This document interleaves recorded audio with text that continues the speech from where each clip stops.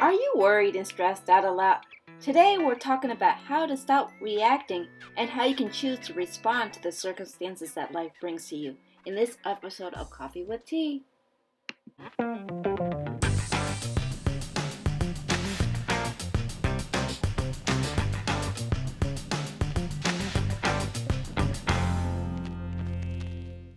Welcome, my friends, to another episode of Coffee with Tea. I'm your host, Tanya Tyler, and I'm excited because I have Ms. Rita Ricks who will help us figure out, she's already figured out her purpose, and she wants to help you figure out yours. She's a spiritual business coach, and she's fabulously gorgeous. And I won't tell her age, but she's fabulous. I will not tell that age, but you look fabulous, girl. So without further ado, Ms. Rita Ricks, welcome to the show, ma'am. Thank you, my love. It's good seeing you. I'm glad to be on. We're going to talk about I Am the Boss and really talking about the mind, body, and spirit and stuff like that and how it works together. Can you tell us a little bit more about how you're dealing with this COVID-19 and how has it really been affecting your business as you've been going forward? So what I want to say about being the boss is that you do not allow current circumstances to disrupt who you are, because we all know that whatever is happening now, at some point it's going to leave, and then something else is going to come and take its place. So being the boss of your business is also about being the boss of your life. You are the CEO of your life. And so if you are in fact taking care of your mind, body, and spirit, you will not be impacted. So again, you don't wait until something like this happens and you go, oh, I need to go to the gym, or, oh, I need to eat better. This is about being daily focused and intentional about what is best for you. So there isn't stress in my life, because stress makes you old looking, and I'm not going to have that. And it really isn't about worry, because if in fact you are connected to your creator, then you know that your creator already saw this coming and that you are in fact covered. And here's the other thing. If you're worrying, the worry doesn't make anything go away.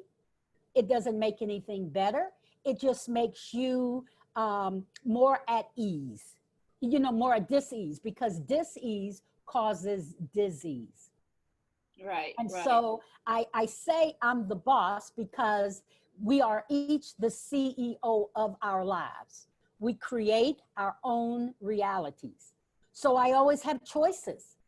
So for me, when I heard that when our governor said we had to go home, I immediately left my office, went home, a little bit taken aback, admittedly, because he was saying, particularly for those people 70 and over, and that's me. And I kind of felt that, I kind of felt something like that for a minute, And then the next day I set up my office downstairs in the dining room, and that's where I was for 3 months. And I kept moving. I never stopped, because again, if you focus on the current situation, you can't see the big picture. And what the big picture told me was stay inside, wear a mask if I go outside, keep my hands washed. I mean, very simple instructions. And my days continued, and I brought in more clients. Wow. Yeah. So you were already sort of like, if you were already prepared, you had that faith in it, that, you just follow your course and you're already prepared to make that pivotal shift, right? Exactly. And what it did, because I am very much a proponent of being silent. We cannot hear from our creator if we're always talking. And we are human beings. We are not human doings. So at some point we have to be quiet. So my practice of being silent has been going on for 10 years. And I spend most days 30 minutes in silence. Sometimes it's only 20, sometimes it's 15, depending on how much time I have. But by being at home, I could take 2 hours on a Saturday and just sit. And that kept me calm. That kept me connected.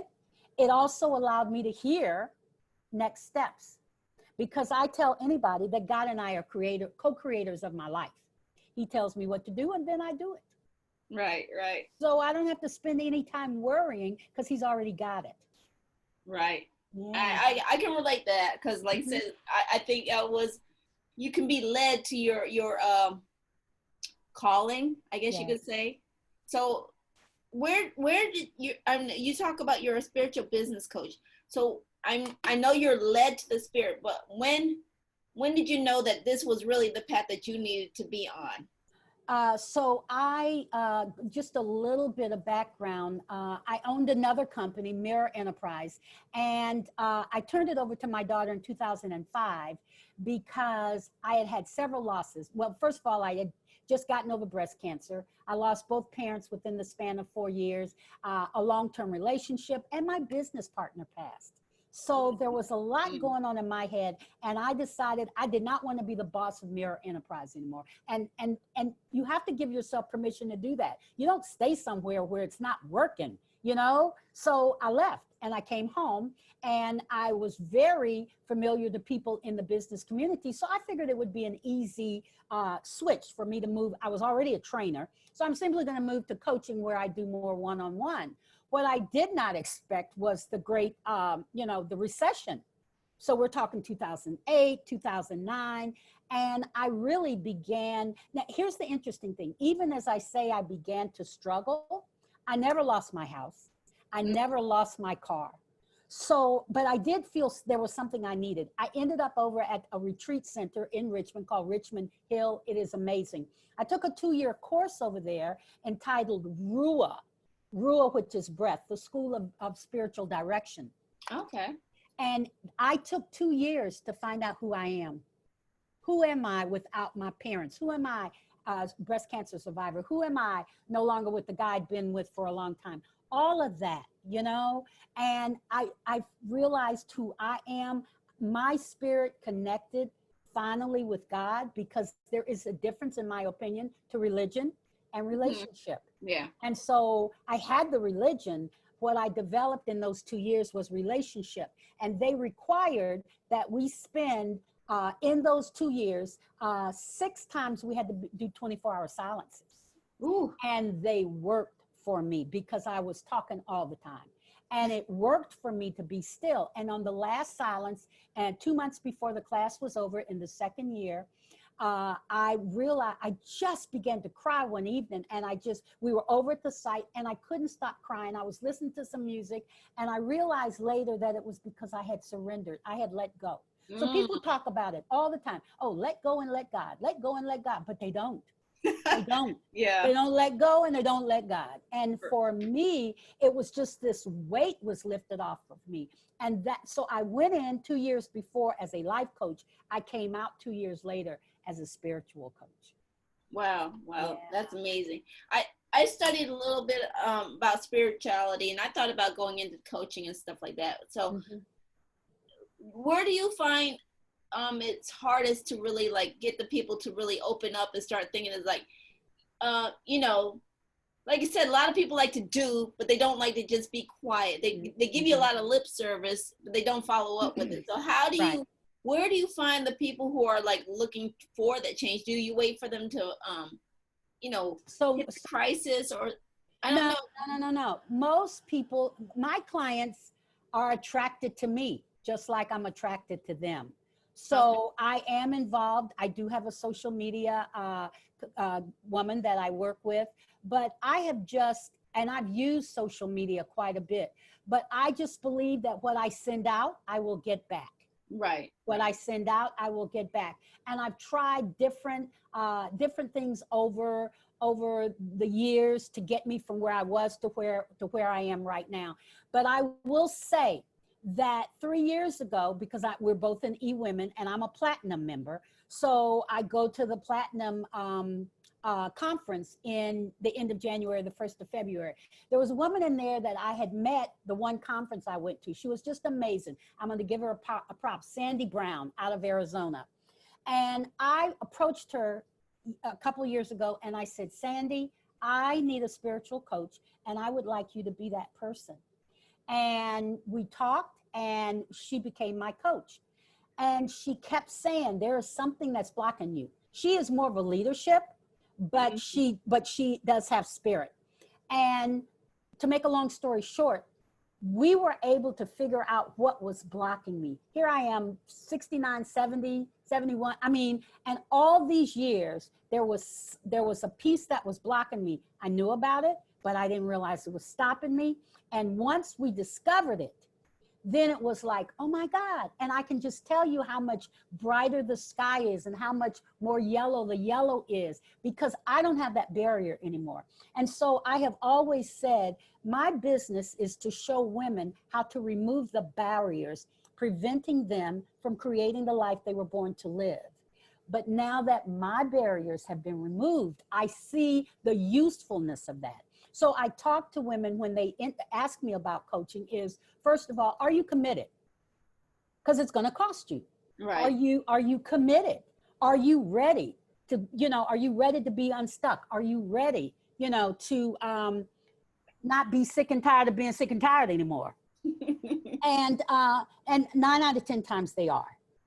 If they may be ready, but they are allowing finances or something to get in the way, and they don't even want to talk about it. It's like, no, I can't do it now. I said, but I have other packages, So I am looking for those that are committed. I am looking for those who say, I heard about you and I really need some help. 9 out of 10 times they don't know what it is, but I'm pretty sure it's a barrier. A lot of times it's a barrier that happened when they were younger.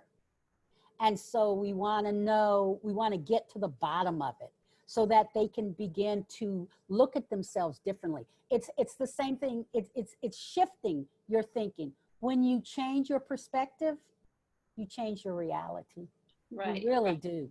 You really do. For those who are not familiar with the term of spirituality versus religion, would you care to elaborate a little bit more about what the difference is? So I have a wonderful church and we have an agenda, and there's certain things that we do, regularly that are a part of I'm Baptist, part of the religion. Spirituality is much more personal. It is my relationship with my Father. And so he and I communicate daily, because I can't get anything from the people around me. They stumbling too. Human beings, everybody's stumbling. So I don't need to get my answers from there. I need to go inside, because I came here as spirit. I will leave as spirit. And so I have 3 things that I want to share with everybody that I tell all of my clients, and then insist that they practice, because Tanya, you were saying, so how do you get them to do that? There are certain, not a lot, but there's certain routines that they must get into. So this one is 3-pronged. The first thing that they must do is wake up a half hour earlier than they ordinarily will, because you have to commit to this. This isn't just something you slide into. This has to be as intentional as you're going to work, as you're eating dinner, as you get ready for bed. So the first thing is you must journal. You must journal. And I call it my Dear God letter in the morning, because I do it in the morning. And I always start with, good morning, Father God, Holy Spirit, Lord Jesus. This is the day that you have made, and I will rejoice in it. So I already am expecting it's going to be the best day ever. And the reason it's going to be the best day ever is because it's the only day I have. It's an unrepeatable day. I can't go back, and I don't know what's forward. So right now, in this minute is my best time. Spending it with you. This is my best time, because I expect it to be good. And you get back what you expect. Right. So journal, and you write down whatever is concerning you, whatever you love, whatever is not working, whatever is working. It's your Dear God letter. I like that.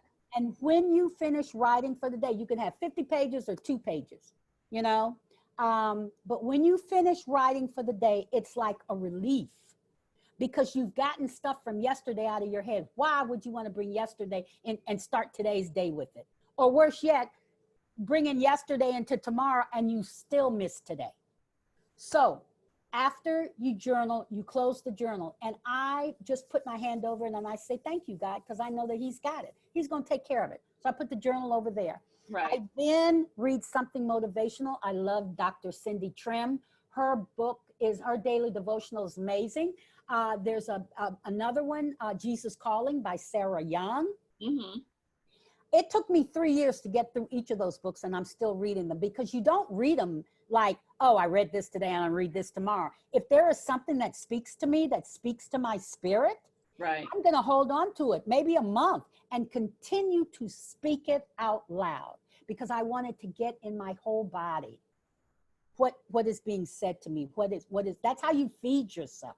Right. You know, spiritually, by reading wonderful words and encouraging words and motivating words, and words that can just make you stronger in spirit.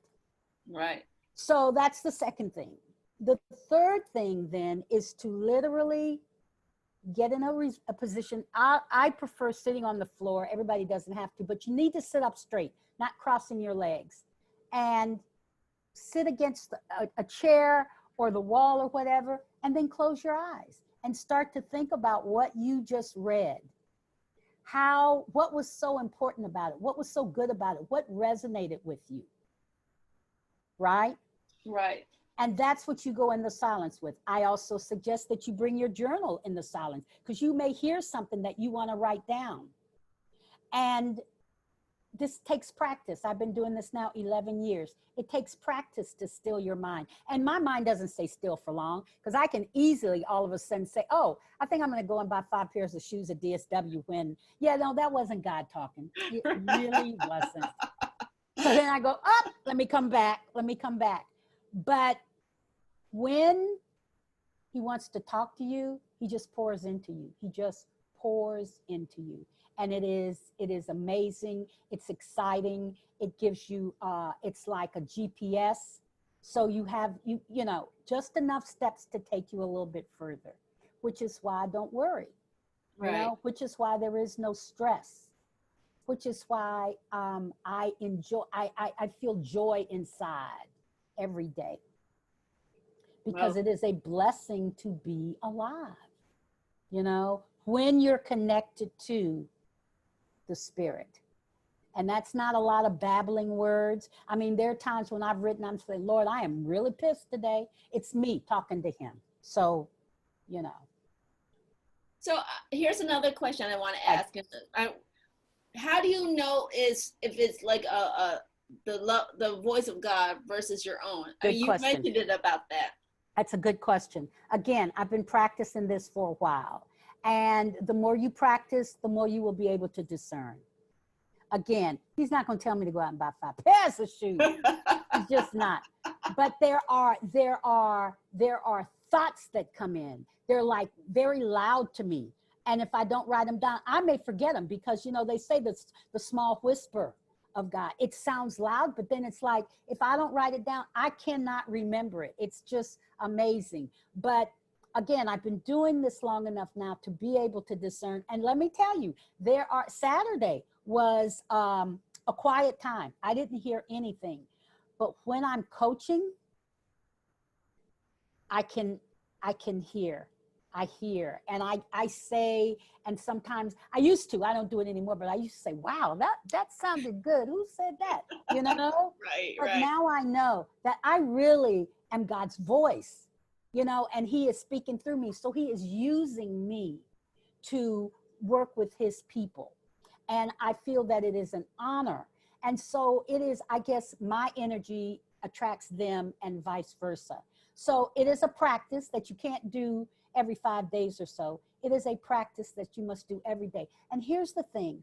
He gives us 24 hours, 7 days a week. We can't give him 30 minutes with an hour on Saturday maybe, or Sunday.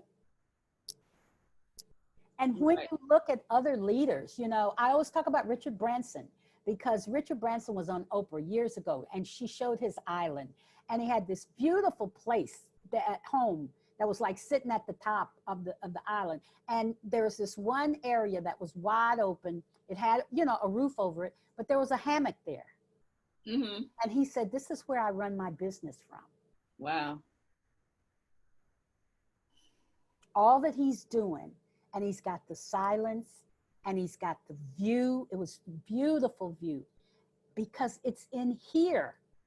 Right. Otherwise, you're reacting to what other people do, and you're doing what other people do. And I want to do what I'm supposed to be doing. So that's why the quiet is so important for me. I love it. I love your message. So before we wrap up, my last question is, what would you really want to leave the audience with? I want them to begin to recognize that we should, in order to avoid reacting and tend to respond, you should be responding rather than reacting. And so when you are living from the inside out, you respond. When you are living out here, you are reacting. And I can see angry people, and angry people are fearful, Right. because they're not connected. And so I want everybody who is listening to appreciate the gifts that you have inside, and that you were put here for a reason, and that each of us has this little piece of the puzzle that we have to leave on the planet, because we're creating a legacy, whether we like it or not. We are creating a legacy. So why not be intentional about it and focused on it, and allow it to bring more to the world than was here before you got here. Well, that was beautiful. I would love your message. I know somebody's going to definitely resonate with that. So, Good. Ms. Rita Ricks, where can people find your information and connect with you? Okay, so I do have a website, which is www.speaktoyourspirit.com. That's SpeakToyourspirit.com. Speaktoyourspirit.com. And we are in the process of redoing it. You know, that's another thing, girl. I mean, a website is never done. It's just never done. As soon as you like, wow, I like this, you got to change something. So that's what we're doing right now. So by the time this airs, it will be done, and I'll be excited about folks coming on. And then I have Speak to Your Spirit in a Facebook page, Rita C. Ricks, I think, for LinkedIn and Instagram. Okay. Yeah. And I also want to know another reason why we connected. You're YouTube. You're a YouTube sister, right? I am on YouTube. I've been on YouTube even before I really knew what YouTube was all about. But you know, that's another thing. I'm always surrounded by really good people. You know, God just sends people my way, like you and I met, you know, on a Zoom call just like this. So he just sends people that help me to get further, you know, Right. and that's what we're supposed to be doing. So yeah. Well, thank you. I had a pleasure talking to you, and I love the wisdom that you shared. And I would love to have you come back another time if you would. Anytime, I would love to. Thank you so much for asking me. Definitely, definitely. And I want to remind the listeners who are checking in that your feedback is welcome, always welcome. Yes. Emails if you have any show or guest ideas that you'd like to see. Like, share, and subscribe. And also remind you that all of Rita's comments or links will be posted in the comments. And remember, take things in stride, go with the flow, and create your own path. And again, thank you for tuning into this episode of Coffee with Tea. We'll see you back here next time. Thank you. Share with us, what was one of your takeaways from today's show? Post your answers in the comments.